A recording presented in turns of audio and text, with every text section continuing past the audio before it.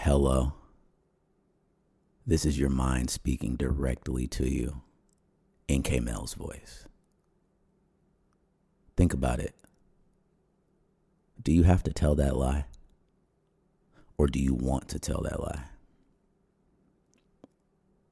Will you justify it as a need? Will you even stop to ask yourself, do I really need to tell this lie? Can I explain myself? Are you going to ask yourself, maybe I have a fear of explaining myself fully? Or maybe you might say, I don't need to explain myself. We never came to a, conclusion or an agreement that I need to explain myself. I don't need to do that. Maybe you feel like it's not worth your time. Well, this is your mind speaking to you. And it's letting you know that believing in these ways may lead you down some bad roads in connections with other people. All right. Good morning. My name is K-Mel Rule, and this is the Golden Rule. That was your mind speaking to you. I don't know exactly what it said, but hopefully it gave you some good information, maybe some things to think about, because you were thinking and listening to your mind. So you can go further and think about that stuff. Once again, bonjour, hola, shat shri akal, konnichiwa, hello in every other language. Thank you for listening. This is the 7th episode. What is this episode called? Infidelity and Honesty. Sounds really deep. Sounds really sad, right? But it's not going to be sad because as optimists, we're looking at the best ways to reach these things. Accounting for and talking about our bad experiences, with the bad parts of these things and how we learned to go forward and turn this all into positives. Hopefully. And it starts with me. It has to start with somebody. Not saying it all starts with me, but, my actions going forward start with me. Or maybe some other things that I've seen. Maybe that's just to say it all starts with us as we're all together on this world. So, before I go forward, you already know we have to shout out the sponsors because the sponsors keep me sponsored. They keep me going. If you're a sponsor and you want to put a big check into investing into the Golden Rule by K-Mel Rule by any means necessary, we would love that. Hit me up on my email, Gmail, Instagram, Twitter, whatever you'd like, YouTube. Shout out to this coffee that we're drinking, like usual. The water is getting frozen for later because we have a football game. Shout out to this mixed bag of vegetables that I got from Sprouts. That's what I'm eating currently for breakfast. Have you ever eaten vegetables for breakfast? If you haven't, I suggest it. Vegetables are a great source of energy. And it's a little, switch up from the natural eggs and sausage. Excuse me. I'm probably going to eat eggs later. To be 100% honest with you, that's all I have in the fridge right now. I'm going grocery shopping later this week. All I have is vegetables, eggs, apples, water. That's all I got right now. It keeps me disciplined in this race for health that leads into wealth, because health is wealth, right? Okay, cool. Shout out to you for being alive. You have to be alive right now because you're listening to this. You know what I'm saying? So I'm happy that you're alive. I'm happy that you're tuning in.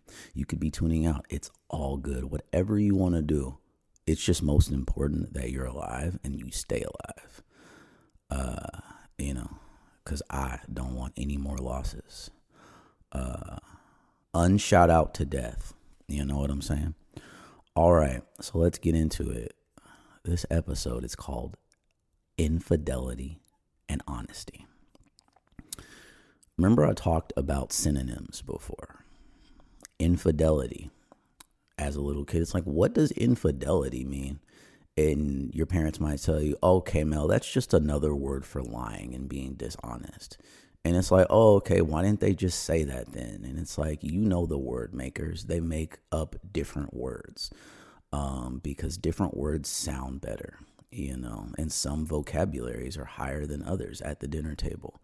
And you got to ask, what does that mean? And you're like, oh, it just basically means this, but you said it like this. And it's like, yeah, cool. All right. So infidelity, by definition, what does that mean? The action or state of being unfaithful to a spouse or other sexual partner. That gives us some wiggle room, right? Because remember, I talked about casual dating in the casual world. You could have a sexual partner that you may not feel you have to be faithful and explain things to. Why? Maybe you have an agreement that, these things don't really matter. Maybe you met on Tinder and there's no reason to really discuss those things going forward. And you're like, we haven't even gotten there yet. Like, what's the point? One thing that's, buried in definitions, it's really not even buried. It's right there for you to see. There's other words that I always feel the need to further define. So when I'm reading this definition, the action or state of being unfaithful, then my thinking brain goes, what does unfaithful mean? It's like I know what it means, another word for lying or being dishonest. But I'm like, let me look it up and see what Mr. Webster says. Webster in his dictionary. Or the great people at Oxford. What do they mean by that? What do they mean exactly? Well, unfaithful. It's an adjective. It's an action. Engaging in sexual relations with a person other than one's regular partner. Gives a little wiggle room. In contravention of a previous promise or understanding. I think contravention means, disregard or something like that. I'm going to look it up really quickly.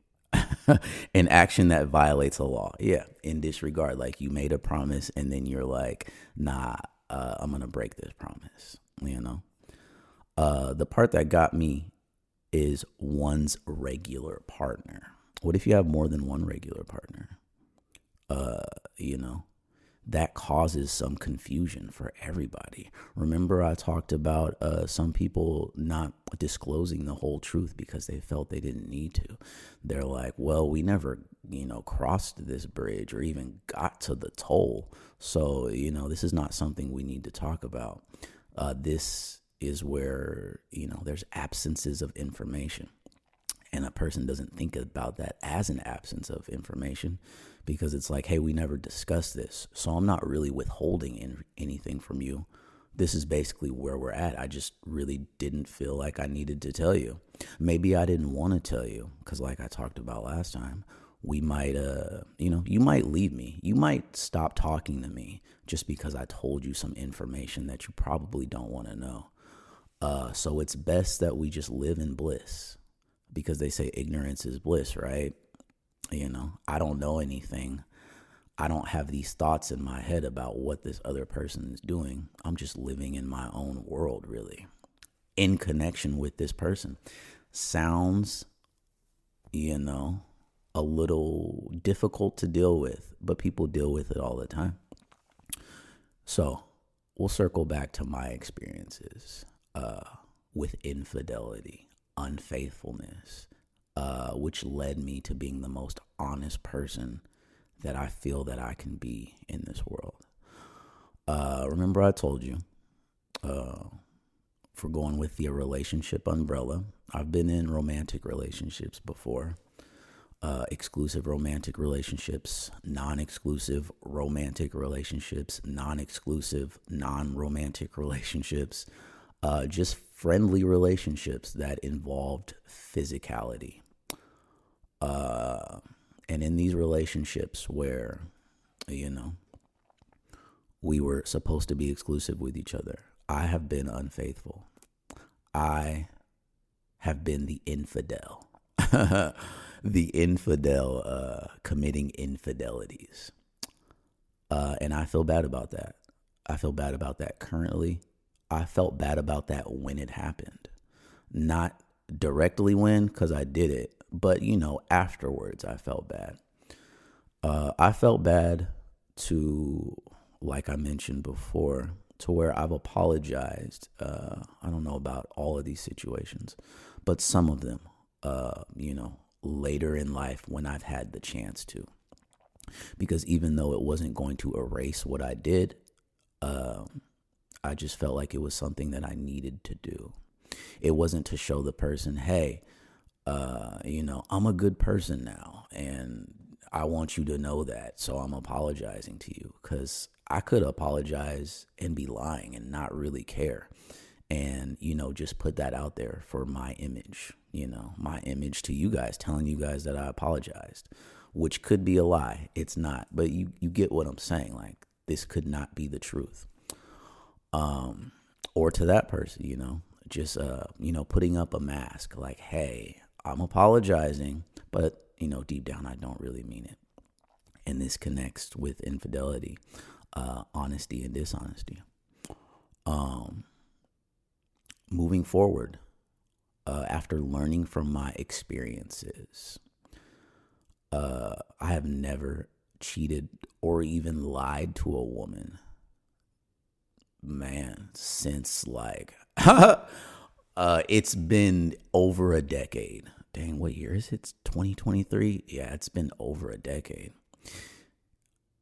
And now that I think about it, that's a short amount of time, really, like in life. You know what I'm saying? It's a long time, but it's a short time. But it's a big step. Why am I here in my life right now? Why do I believe that just lying is a terrible thing? I feel lies beget lies.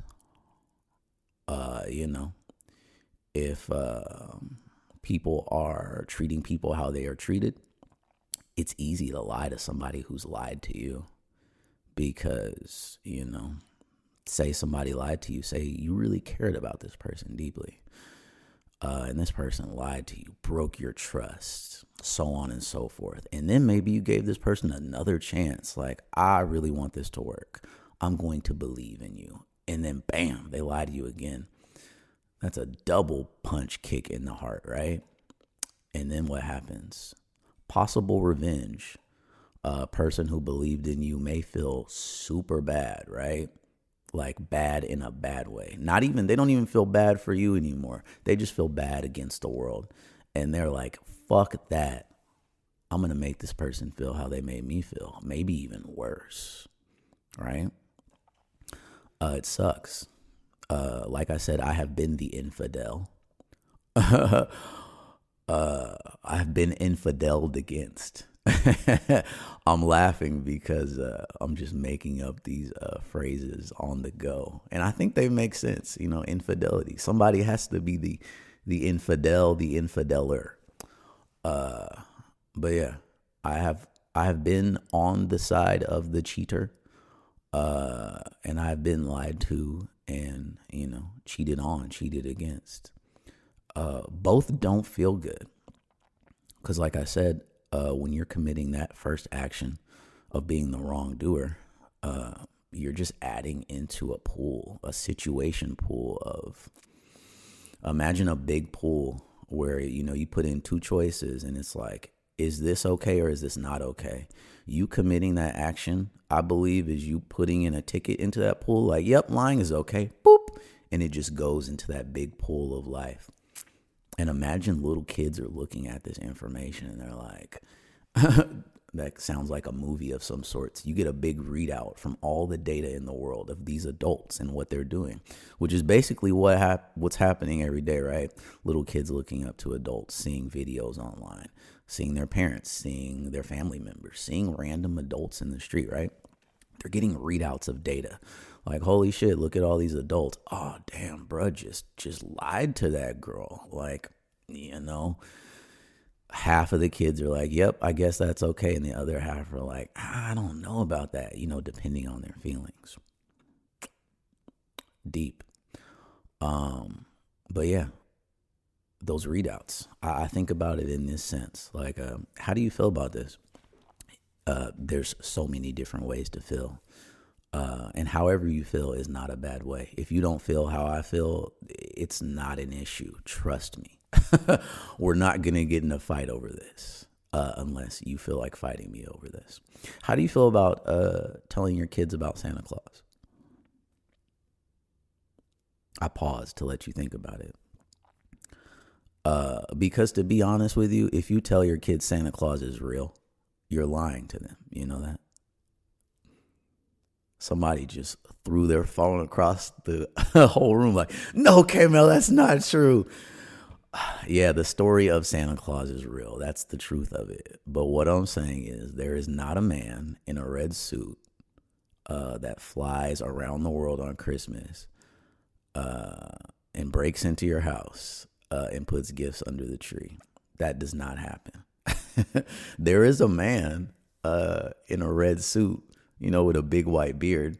There's probably 10,000 of them in malls around the world, taking pictures with your kids every Christmas, and your kids cry because deep down they don't even really like that.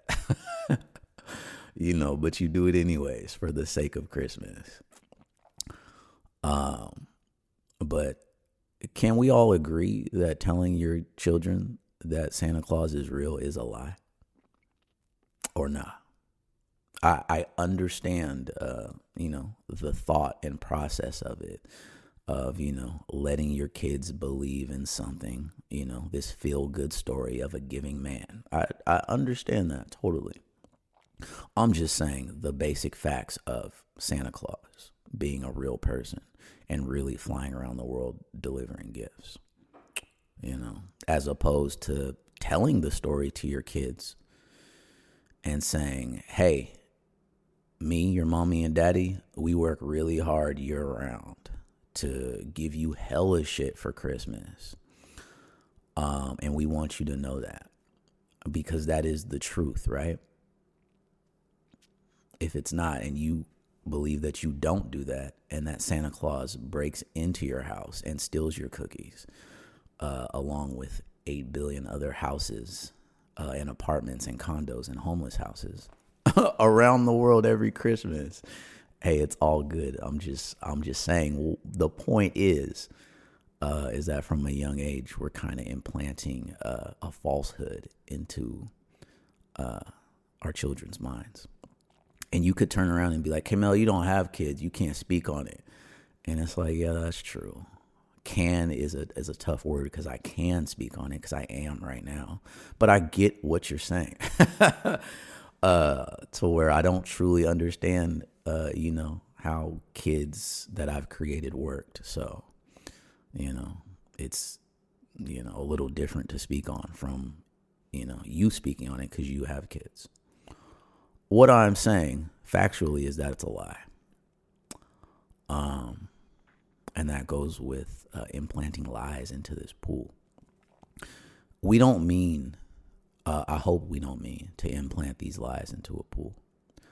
Because when I was young, and I was, committing unethical acts of dishonesty towards my romantic partner, I wasn't thinking about, the children that I worked with at the community center. I wasn't thinking about my future children. I was being the wrong kind of selfish, which is terrible. I wasn't thinking about anybody but myself and how I wanted to feel in those moments. I wasn't even thinking about, my romantic partner. I'm going to reverse just a tad bit out of this parking space. I was thinking about her, and I was thinking about how she wouldn't find out. That's the only thing I was thinking about, which is mad terrible, right? Yeah. And that produced probably revenge. It produced ill feelings to me or towards me, negative feelings towards me. And that's why I am where I am now. I feel like telling the truth is one of the best things in the world. The truth has and continues to set me free. Because as I've told you, and as the book says, my conscience is clear. They say when you lie, there's things you have to remember, right? Because you've made up this extravagant lie. So where if you're questioned about that lie, you got to think, oh shit, I did say this and I said that. And I said, I was at Willie's Burger at 2 a.m. Holy shit. I got to remember all this shit. Oh my God. But when you tell the truth and nothing but the truth, you don't have to really remember anything because it's like, oh yeah, I was here. Like, it is what it is. And then there's little white lies, that we can't tell. I never really liked doing these either. When your girl says, K-Mel, does this look good? And you're like, in your mind, you're like, I don't really like it, to be honest with you. But I'm not going to tell her that because I don't want to break her self-confidence. Yeah, babe, it looks great. Knowing damn well you don't really like it. I feel like there's a truthful middle ground that I've played. Yeah, babe, I like it. It's cool. But you know what would look even sexier? This thing. Or if on this you changed this in this way, and did this, do a little twerking, not dance twerking, but a little twerking to your outfit, like customize it, do that and this and that. So, I'm being truthful, but I'm not just straight up telling her, nah, that does not look good. I'm saying, hey, this is how we can make it better. It's a more positive approach, I feel, to just lying and saying, yes, I like it. Or just, being a little bit disrespectful and saying, nah, I don't like it at all. Take it off without, presenting another option.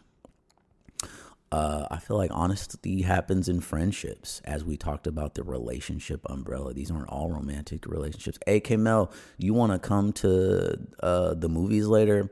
Nah, I have something to do. Knowing damn well I really don't have anything to do. I'm going to just be at the house laid up. But really, I just don't want to go outside right now. I don't want to get dressed.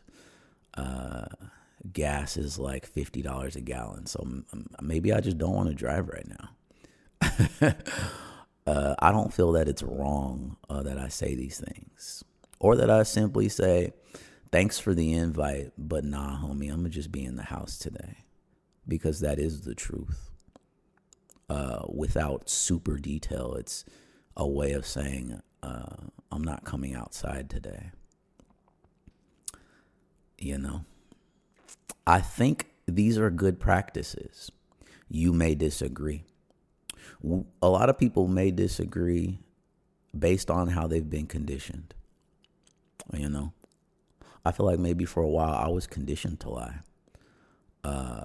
In fear of telling the truth, in fear of, the outcome of me telling the truth. Maybe not even in fear of the outcome of me telling the truth, like how I'd be perceived, which is the outcome. But, it's different. I'm saying the outcome of how this other person would act, versus how I would be thought about, with me just saying no, simply, or me telling you exactly how I feel. I feel that honesty is great. You may feel differently. I feel that especially for kids, even with adults, I feel like we're all learning from each other in this world of connectivity. You go on Twitter, you go on Instagram, you go on any social media website. What are we in? We're in a big bulletin board connection of people sharing things, sharing their truths, sharing things they like, sharing things they don't like, just overall sharing. And people pick up on things. This is a big learning from experience experiment. I see this, I'm saying, ooh, that looks cool. What can I pull from that in my life? I see this, I'm saying, I don't really like that. It's basically how my life has worked, since I was a kid. Trial and error. So the next time you think about telling that lie, think about if you really need to do it. Think about if you want to do it. And if you're like, "Hey, Mel, I'm going to do what I want to do and I'm going to tell these lies. I'm going to get these lies off." By all means, my friend, do whatever you want to do. What I am saying ultimately is these may lead to deep traumas into, people's hearts and brains that, they will put back into the world. Hopefully not. But that's usually what happens. You've heard the phrase, hurt people hurt people. Maybe you can say lied people. People that are lied to lie to other people. Lied to people lie to people. That's what I was trying to say. You can't murder somebody and they murder somebody else, though, because they're dead. So think about that before you think of attempting to murder somebody. Those are all segues into my episode of Are There Objective Wrongs? Yeah, I think murder is an objective wrong. And I think we all know that. But anyways, that's beside the point. This is about rejoicing and being happy that we're honest people. And know that you are hurting yourself more by being dishonest as opposed to hurting that other person. Have experienced this. It just popped up in my head. It's like, I got to tell this woman that, I don't think we should go forward in this relationship. We should just be friends. Boom, tears are falling out of her eyes. Not because I told her that, just because she really wanted this to go forward. And in that moment, it's like super sad. But after that moment, maybe 2 weeks later, maybe a month later, the thought kicks in like, damn, it's best that he told me that, the truth, as opposed to just leading me on, for all the benefits that, could have been exchanged in this relationship, as opposed to telling me his feelings right when he felt them, telling me his intentions, telling me this, telling me that.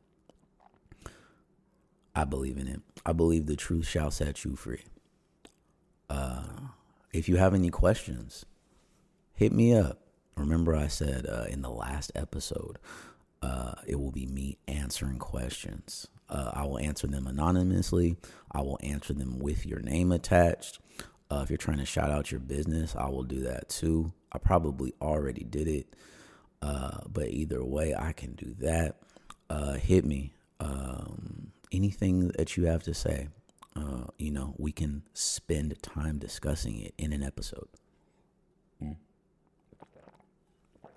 I forgot I had this coffee next to me. But yes, shout out to you. Shout out to the truth. Shout out to you telling lies, but also still knowing the truth, because, where do lies stem from? They stem from you knowing the truth, but you not wanting to tell it.